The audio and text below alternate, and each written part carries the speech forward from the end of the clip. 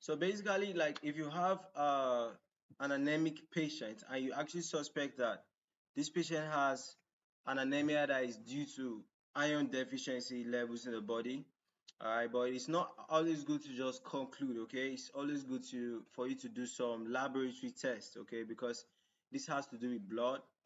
So you can do some laboratory tests to basically confirm your diagnosis, okay? So what are the possible laboratory investigations you could do for an iron deficiency anemia case? That's what we'll be looking at. Possible laboratory investigations for iron deficiency anemia. All right, so iron deficiency anemia basically like, okay, you're having a low levels of red blood cells in the body, and this is due to iron deficiency because iron is needed for formation of hemoglobin. Hemoglobin is a component of red blood cells. So some of the laboratory tests you could be doing a test for plasma ferritin. All right. And when doing this test, you are basically looking at the measure of iron stores in tissues because iron is stored in ferritin. Okay. So as you are doing a test for the plasma ferritin, you are basically trying to look at the stores of iron. Okay. So now this plasma ferritin is the best single test to confirm iron deficiency because if you don't have enough plasma ferritin, that's you don't have enough iron stores. That means what? Iron is deficient. There's no other way to that. Okay. So now it is very specific. Okay.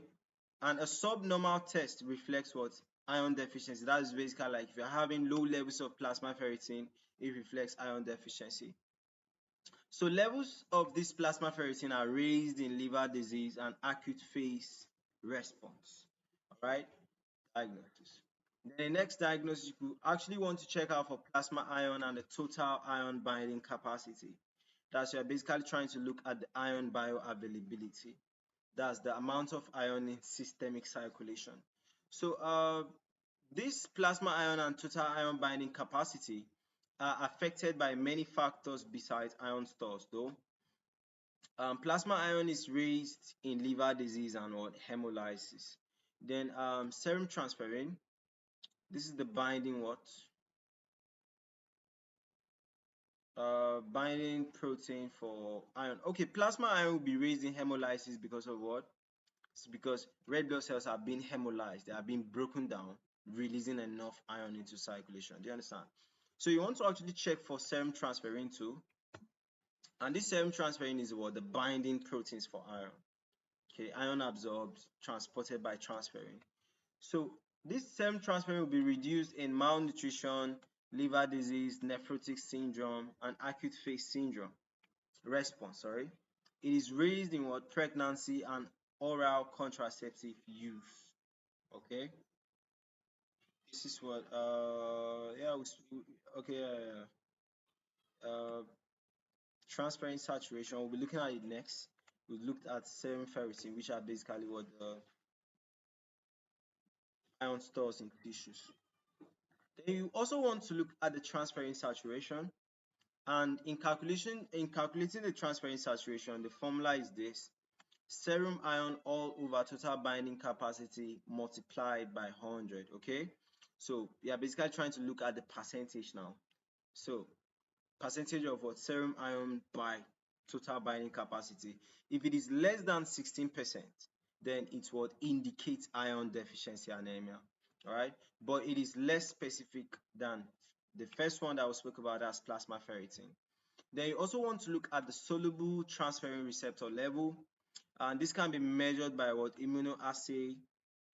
Levels are increasing what? Iron deficiency anemia. Basically looking at the transferrin receptor level, the soluble one, and it should be elevated in iron deficiency anemia because these receptors are receptors to bind iron. So iron deficiency, you are not having iron, so basically the receptors will be empty or the receptors will be free. Okay, and this test can also be used to distinguish storage iron depletion in the presence of an acute phase response or liver disease. Okay, so in these situations, a raised level suggests what? Iron deficiency. Then the last gold standard is the bone marrow aspirate. You do a bone marrow aspiration to get some tissues from the bone marrow to do a biopsy.